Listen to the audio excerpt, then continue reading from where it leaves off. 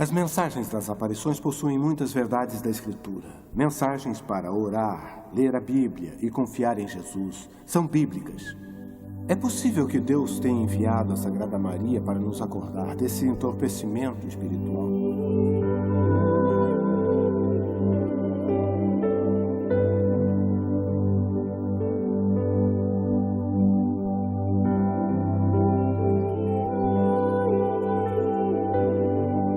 Marcas em torno do prédio, mas não formam um padrão como o dela. Eu acho que é uma verdade. É um milagre. É a forma de Santa Maria chamar a atenção das pessoas. Apesar das evidências das aparições serem benevolentes, um grupo de cristãos se preocupa que o fenômeno venha a ser um grande engodo. As Escrituras nos advertem claramente que Satanás é um mestre do logro e que ele pode aparecer como um anjo de luz. E sabemos que a palavra de Deus é a luz. Por isso, Satanás pode realmente se manifestar na forma da verdade ou parecer ser a verdade e, apesar disso, nos enganar. Satanás é como um leão que ruge em busca daqueles que pode devorar. Ou, como disse Paulo, ele é o que faz planos para enganar o mundo inteiro. Ele é o Deus desse mundo que cega as mentes dos que não creem para que eles não possam ver a luz do glorioso Evangelho. Ele possui um plano mestre para enganar. Eu acho que devemos testar cada experiência através da palavra de Deus. Acho que está claro que, no caso de Pedro, que teve uma experiência maravilhosa na transfiguração de Cristo e, mesmo assim, em seu próprio apostolado, ele escreveu que temos uma palavra mais certa da profecia e se referia à palavra de Deus. Esse é o padrão pelo qual devemos julgar todas as coisas, sem nossa própria experiência pessoal, porque as experiências são bastante não confiáveis. Para testar criticamente essas manifestações, iremos examinar as mensagens que receberam a aprovação completa da Igreja. Ou aquelas mensagens que levam a insígnia do bispo católico local. E de Medjugorje, embora não formalmente aprovada, foi abertamente aceita por vários bispos, cardeais e pelo próprio Papa. As mensagens que se seguem representam mensagens comuns da aparição de Maria. Queridos filhos, hoje eu os convido a se perguntarem por que estou há tanto tempo com vocês. Eu sou a mediadora entre vocês e Deus. Não se deixem tomar pelo medo ou pelo esmorecimento. Tenham grande confiança na força da intercessão e na mediação de sua Mãe Celestial. Muitas aparições transmitem a mensagem de que Maria é a intercessora ou mediadora para a humanidade.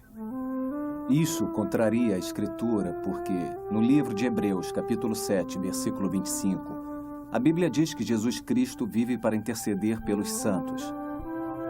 E em 1 Timóteo e também em Hebreus, a Bíblia declara que há um Deus e um mediador entre Deus e os homens, e ele é Jesus Cristo. Para que alguém fosse o mediador entre Deus e o homem, ele teria que ser totalmente Deus e totalmente homem e não ter pecados. E Jesus Cristo é, de fato, totalmente Deus e totalmente homem. Meus filhos, eu sou a mãe dos bons conselhos, mediadora que tenta convencê-los a ouvir o chamado. Minha mensagem é de fé, de amor e de esperança. Mais do que tudo, ela traz a reconciliação entre os povos e as nações. É a única coisa que pode salvar esse século da guerra e da morte eterna. Jesus é a única forma, a única verdade, a única vida. Ele é o construtor de pontes entre Deus e o homem. Se você tentar pegar um desvio à esquerda ou à direita, jamais chegará lá. É apenas através de Jesus e ponto final.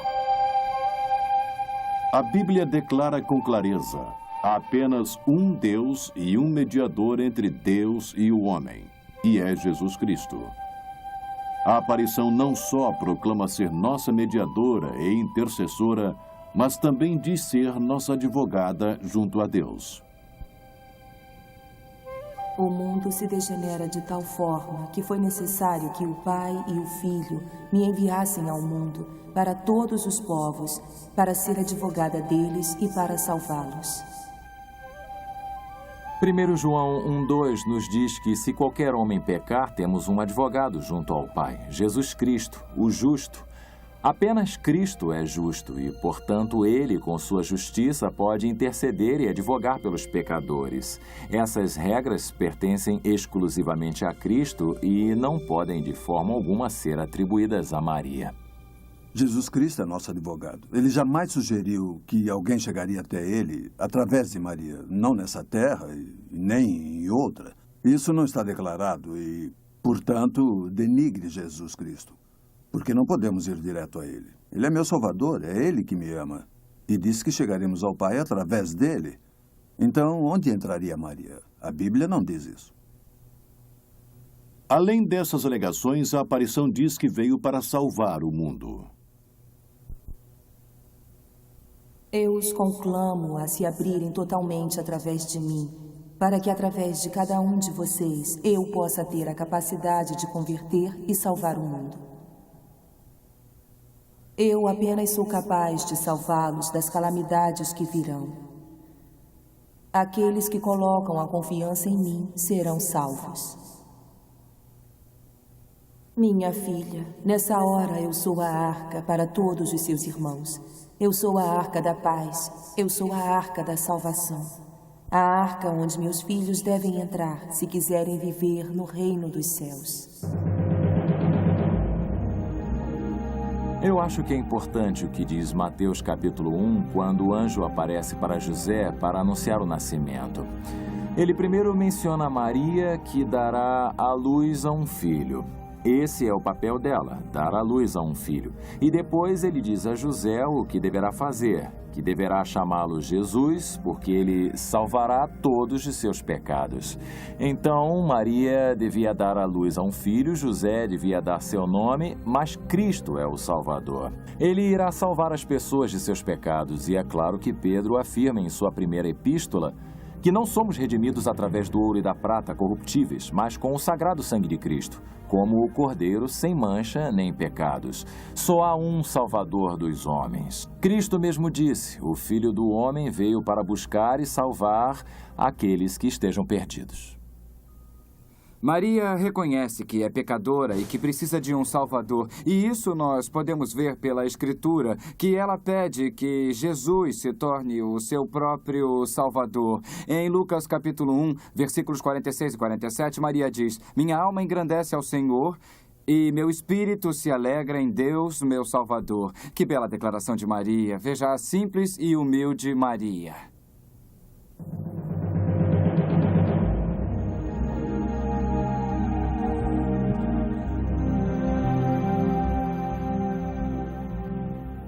O apóstolo Pedro proclamou que Jesus é a pedra angular e em nenhum outro há salvação, porque debaixo do céu nenhum outro nome há dado entre os homens em que devamos ser salvos.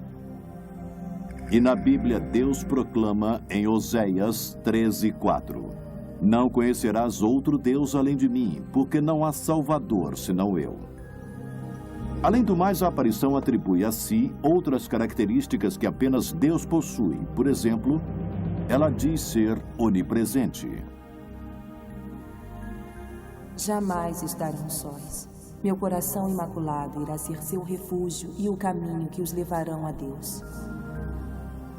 Em todos os momentos devem ser o que eu gostaria que fossem. Em cada momento devem fazer o que eu faria. Não tenham medo, porque sempre estarei perto de vocês. Não fiquem tristes. Eu estou com todos vocês, mesmo que não me vejam. Eu sou a mãe de todos os pecadores. Uma coisa impressionante sobre as aparições é que ela declara estar no mesmo lugar, na mesma hora, por todo o mundo. Isso é declarar ter atributos de divindade. Somente Deus tem o atributo da onisciência, da onipresença e da onipotência. Estão atribuindo qualidades de Deus a Maria, que foi uma humilde serva do Senhor, obediente a Ele, um exemplo maravilhoso para os fiéis, mas certamente não é a Maria onipresente, onisciente e onipotente do catolicismo romano. É claro que Jesus Todo-Poderoso prometeu a seus seguidores: e eis que eu estou convosco todos os dias até a consumação dos séculos. A aparição se proclama como a corredentora. Eu estou aqui como corredentora e advogada. Tudo deve estar concentrado nisso. Repitam comigo. O novo dogma será o dogma da corredentora. Até que eu seja reconhecida onde a Santíssima Trindade deseja que eu seja, eu não pararei de exercer completamente o meu poder. No trabalho maternal de corredenção e de mediação universal de graças. A ideia de que Maria seja a corredentora de Jesus Cristo é contrária ao entendimento bíblico. Uma coisa é ser um pouco heterodoxo, um pouco periférico, mas outra coisa é ir diretamente em oposição à verdade central da Bíblia. Não estamos falando de detalhes. Muitas denominações possuem exagero de ponto de vista sobre questões periféricas. Estamos falando em contrariar o tema central do Evangelho. E quando eu digo Evangelho, eu falo sobre o tema que Deus expôs em Gênesis capítulo 3 até o final. E é por isso que tais afirmações, alegações, são antibíblicas. Não apenas não bíblicas, são antibíblicas e, portanto, perigosas.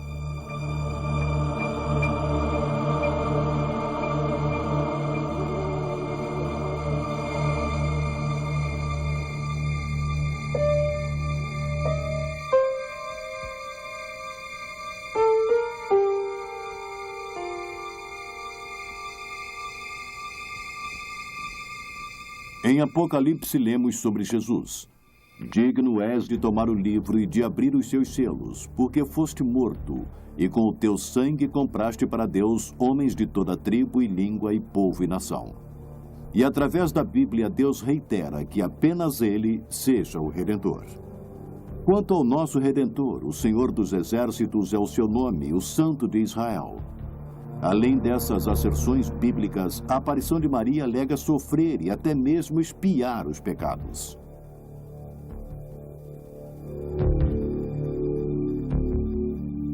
Eu amo vocês mesmo quando estão longe de mim e de meu filho. Eu peço para que não permitam que meu coração derrame lágrimas de sangue pelas almas que estão se perdendo através dos pecados. Por longo tempo venho sofrendo por vocês. Para que meu filho não os abandone, eu sou forçada a orar para ele sem parar. Por mais que façam, jamais poderão reparar a dor que senti por vocês. Eu corajosamente afirmo que o sofrimento dele se tornou o meu sofrimento, porque o coração dele era meu. E como Adão e Eva trocaram o mundo por uma maçã, de certa forma, meu filho e eu redimimos o mundo com um coração.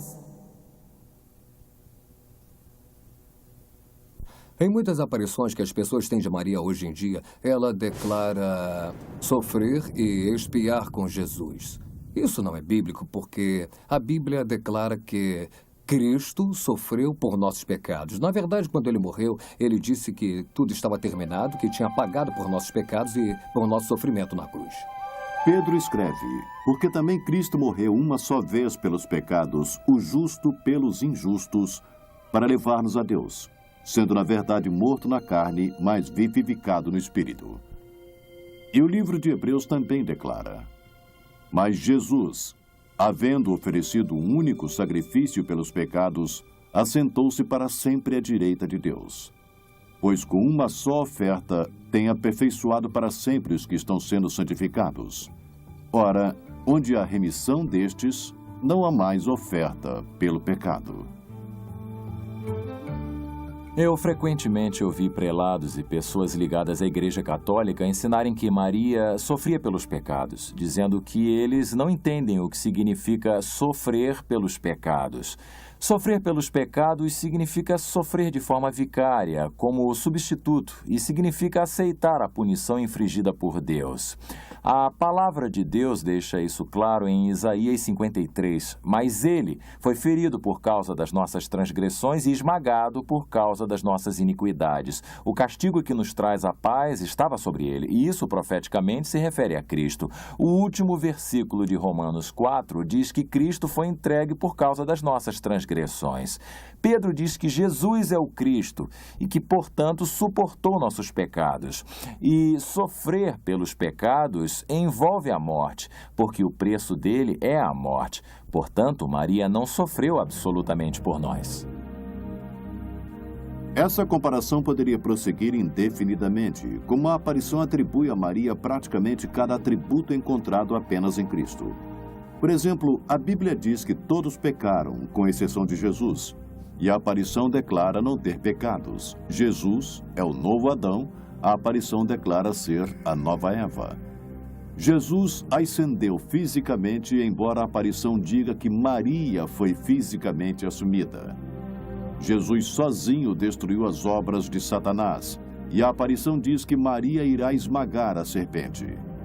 A Bíblia diz que Jesus é a estrela da manhã, enquanto a aparição se refere a Maria como a estrela da manhã. Apesar das declarações da aparição, Deus zela por sua glória. Eu sou o Senhor. Este é o meu nome. A minha glória, pois, a outrem não a darei, nem o meu louvor às imagens esculpidas.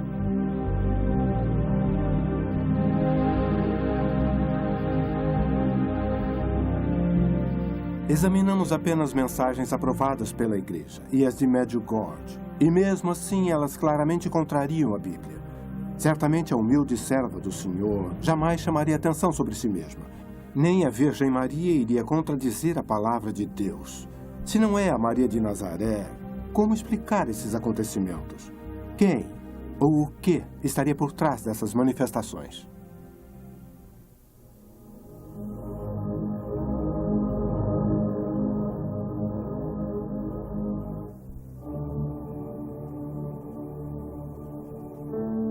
Esta aqui tem a mãe abençoada. Como podem ver, é a mãe abençoada. Aqui, ó. Nós vimos o milagre do sol, vimos o sol girando e ficamos muito emocionadas. Eu vi a cruz bem no sol e depois eu vi o halo no meio do sol e depois eu vi um outro círculo. Algumas das mensagens das aparições são vergonhosamente não bíblicas. Eu sou quem está ligada à Santíssima Trindade. Eu sou a Virgem da Revelação. Mas Deus declara, eu sou o primeiro e eu sou o último, e fora de mim não há Deus. Meus filhos, eu sou a porta para o paraíso e o auxílio na terra.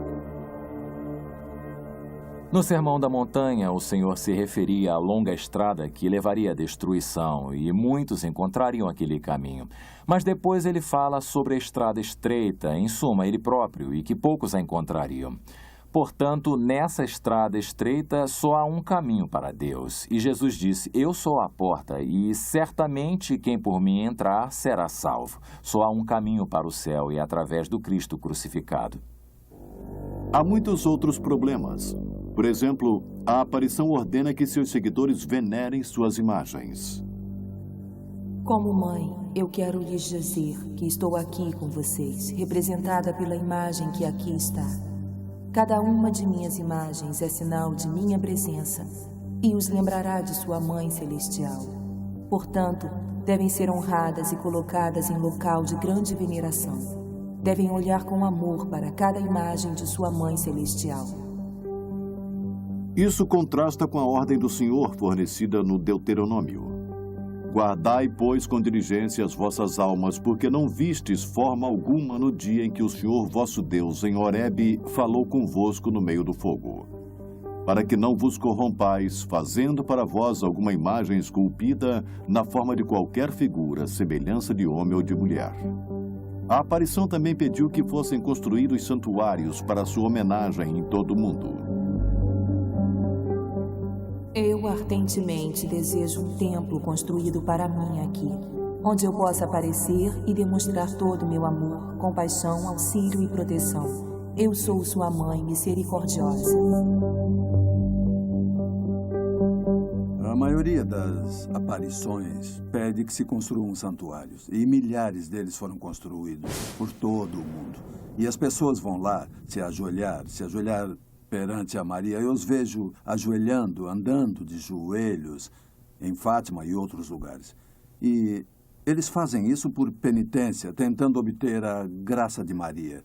Não é preciso fazer isso. Além do mais, não precisamos dos favores de Maria. Precisamos da redenção de Cristo, de sua graça e misericórdia. Eles nos vêm de graça, não por obras, senão não seriam graças. Portanto, não se pode obtê-las. E jamais, na Bíblia, ninguém se prostrou diante de Maria, mesmo quando ela estava dando à luz a Jesus Cristo.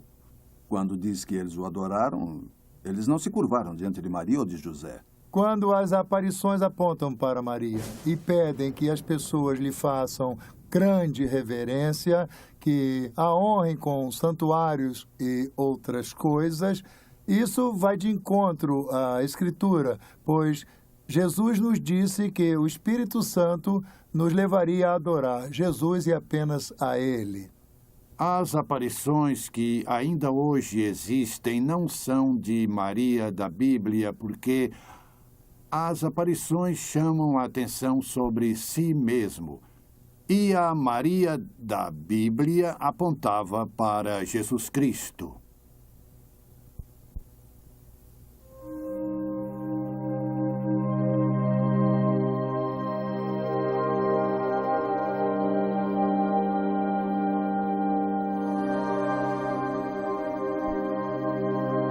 Se as aparições não são de Maria, quem então estaria aparecendo?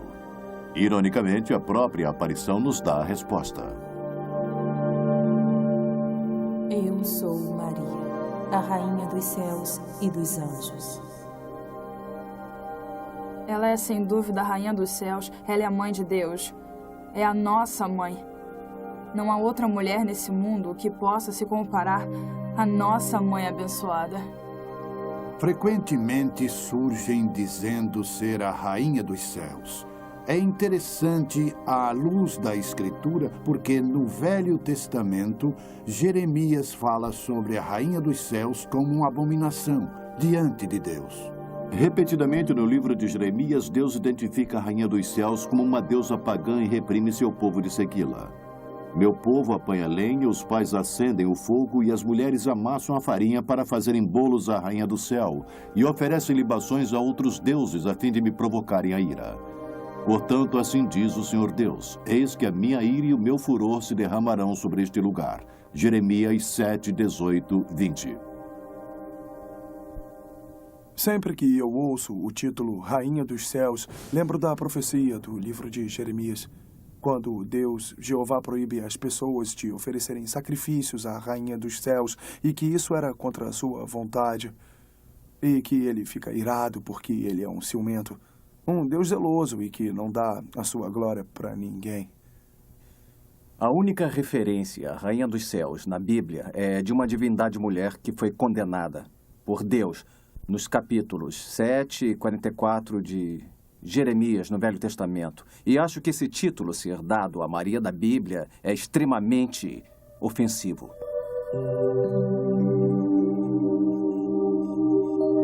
Além do mais, a Rainha dos Céus frequentemente aparece com um bebê, presumivelmente Jesus.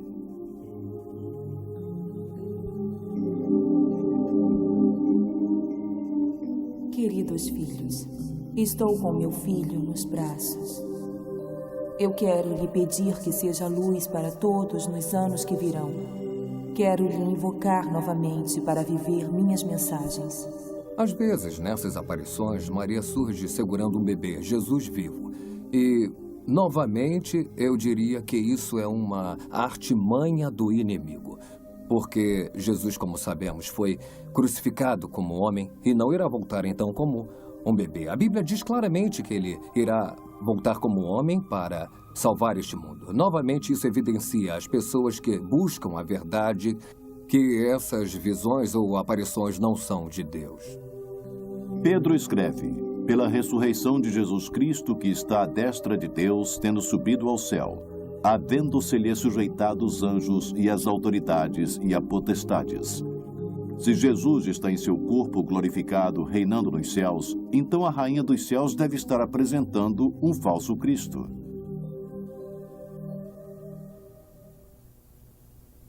A rainha dos céus existe há milênios, seduzindo e enganando o povo de Deus. É possível que ela seja a entidade que personifica Maria. A Bíblia indica que ela estaria ativa durante os últimos dias. As Escrituras nos falam de uma mulher perversa, uma senhora e rainha que irá enganar as nações.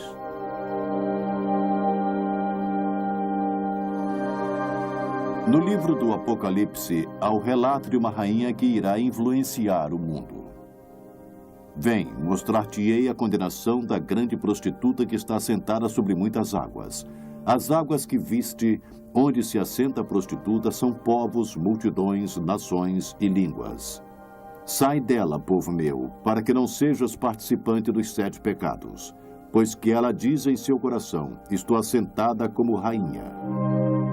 No livro do Apocalipse, o último livro da Bíblia, João revela parte de sua visão, que nos últimos dias haverá uma mulher malvada que fará parte de um logro que enganará todo o mundo. E há referência de que a mulher seja uma rainha.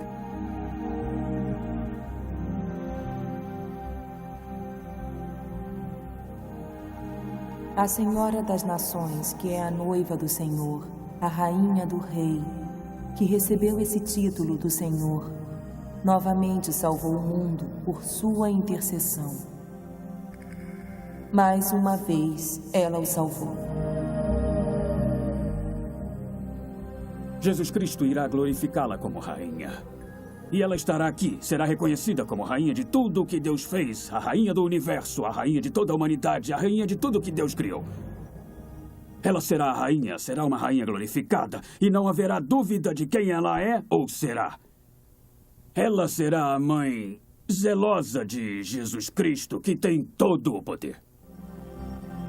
Além disso, em Isaías capítulo 47, há a previsão sobre a rainha dos reinos. Desce e assenta-te no pó, ó virgem filha de Babilônia. Assenta-te no chão sem trono, porque não serás chamada mais a senhora de reinos. Mas ambas estas coisas virão sobre ti num momento, no mesmo dia, perda de filhos e viuvez. Em toda a sua plenitude virão sobre ti, apesar da multidão das tuas feitiçarias.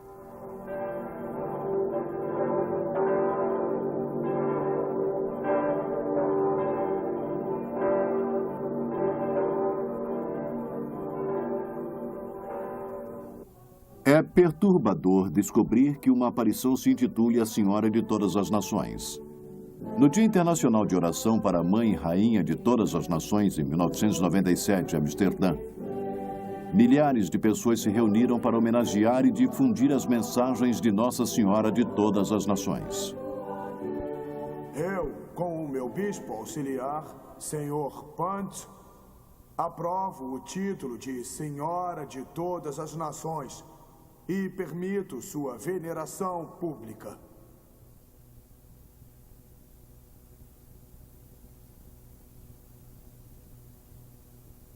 Maria prometeu em Fátima que seu coração imaculado iria triunfar. Esse triunfo não será obtido com armas nucleares, mas através do simples coração daqueles que sofrem e são perseguidos, dos que se dedicaram integralmente a Maria, a corredentora, sob o título de Senhora e Mãe de Todas as Nações. Maria nos mostra em Amsterdã que há uma forma para a unidade e paz na Igreja, e que através da Igreja para o mundo. Por mais surpreendentes que sejam tais afirmações, o desejo das aparições em ser declarada corredentora em breve deve ser satisfeito.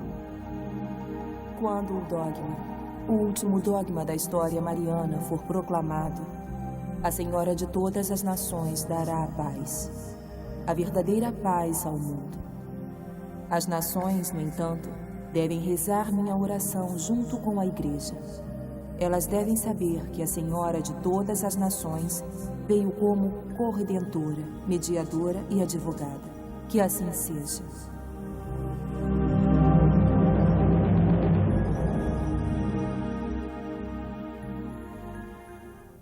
Eu estou convencido de que, através da Senhora e Mãe de todas as nações, seremos levados ao mais profundo dos mistérios, a tarefa de corredenção de Maria. Ela é verdadeiramente a corredentora.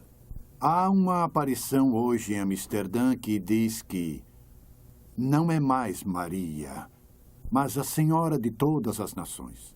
E essa aparição que declara ser a corredentora e que, se for declarada a corredentora pelo Papa, ela trará uma era de paz. Também é interessante ver que a maioria das aparições enfatiza a importância da paz e da unidade. Por exemplo, a aparição que se identifica como Mãe da Eucaristia declarou: Falem sobre a Mãe da Eucaristia, porque a Mãe da Eucaristia encerra a história. Todas as mensagens vêm de Deus e em todos os locais em que apareço, falo sobre as mesmas coisas. Porque através do triunfo da Eucaristia, a Mãe quer que todas as igrejas se unam para que haja apenas uma igreja para todos os povos. Santa Maria, Madre Dei, ora pro nobis peccatoribus, nunc et in hora mortis nostre. Amém. Ave Maria. Além disso, em 8 de outubro de 2000, o Papa João Paulo e 1.500 bispos, o maior grupo desde a reunião Vaticano II, confiaram à humanidade o terceiro milênio a Nossa Senhora de Fátima, uma aparição que promete triunfar e conseguir a paz mundial.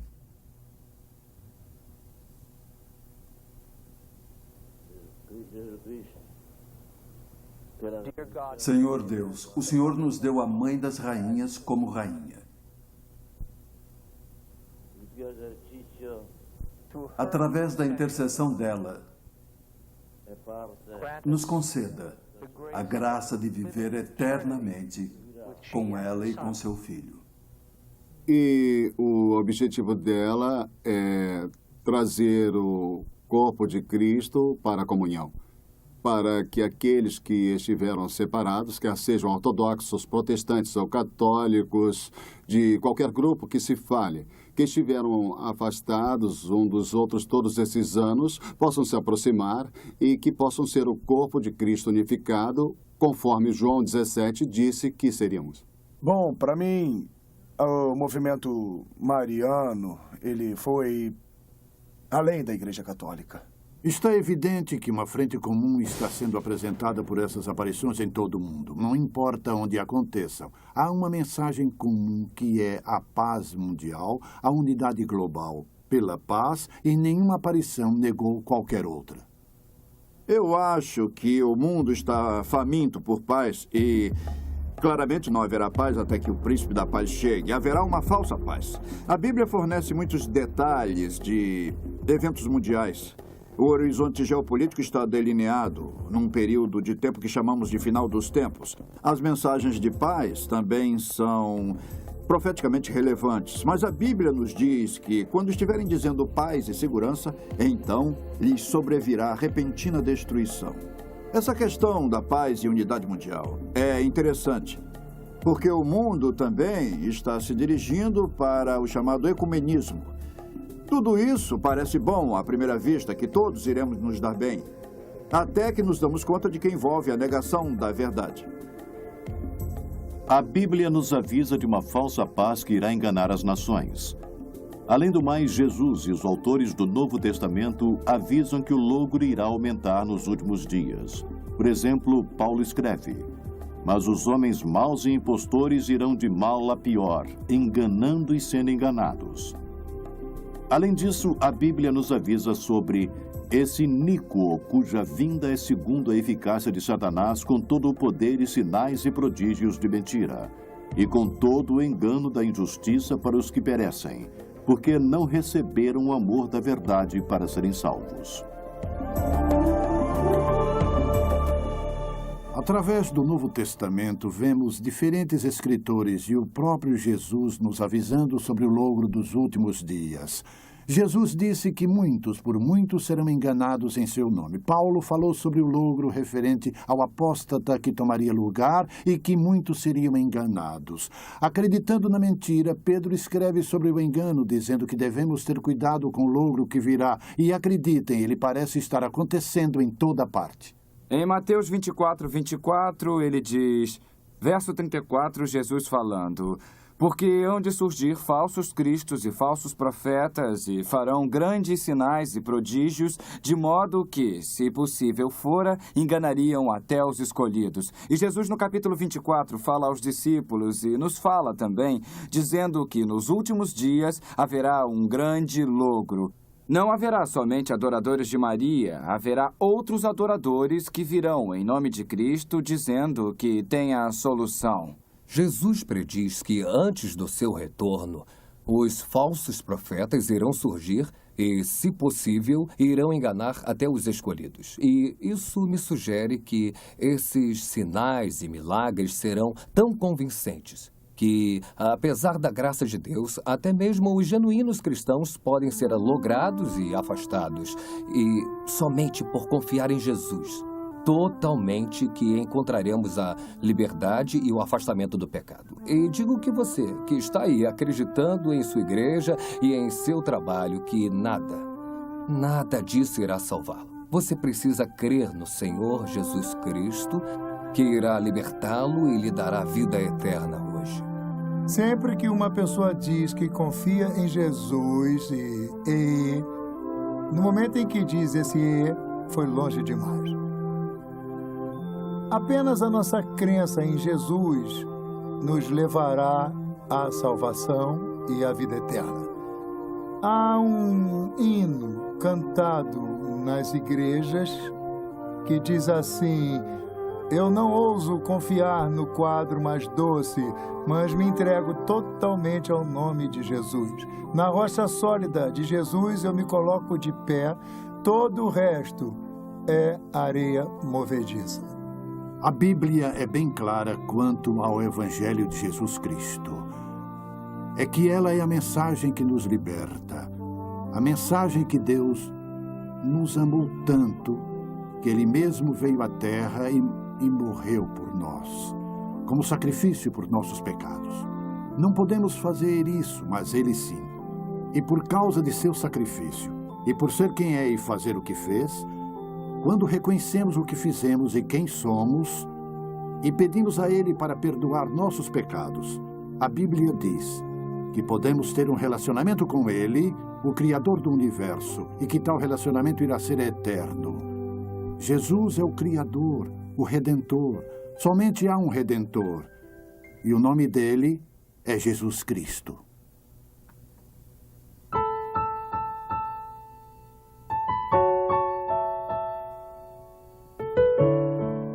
Pode escolher seguir Jesus e a Ele apenas, ou arriscar-se a seguir um espírito enganador.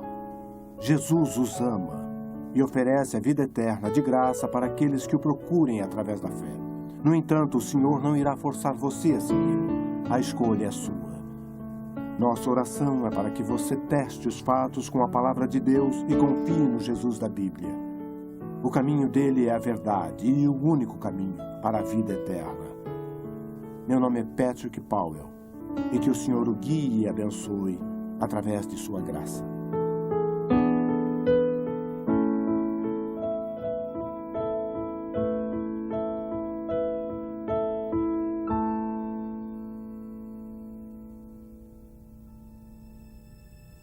In the morning when I rise, in the morning when I rise, in the morning when I rise, give me Jesus.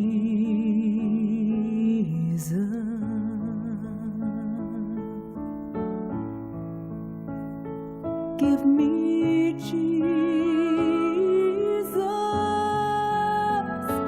Give me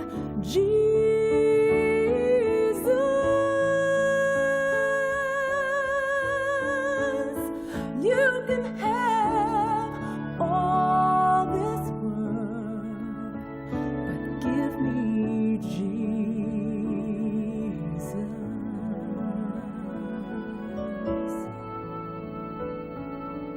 And when I am alone, oh, and when I am alone, and when I am alone, give me Jesus.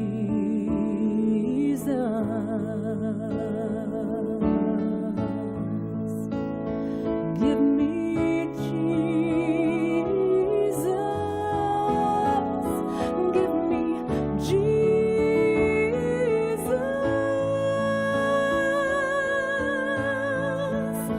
You can have all this world, but give me Jesus.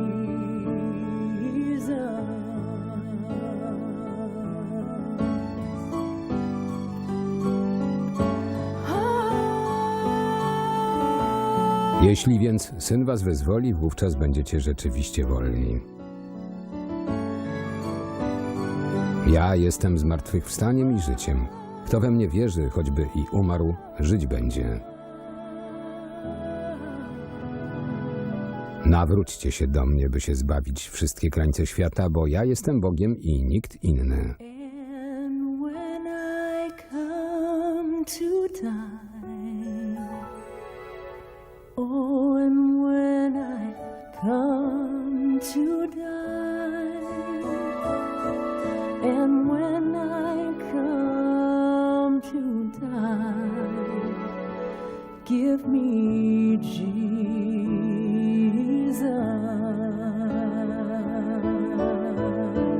Oh, give me Jesus.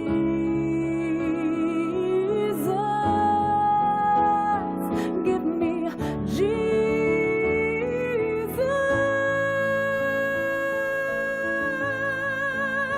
You can have all this world. You can have all this world. You can have all this world.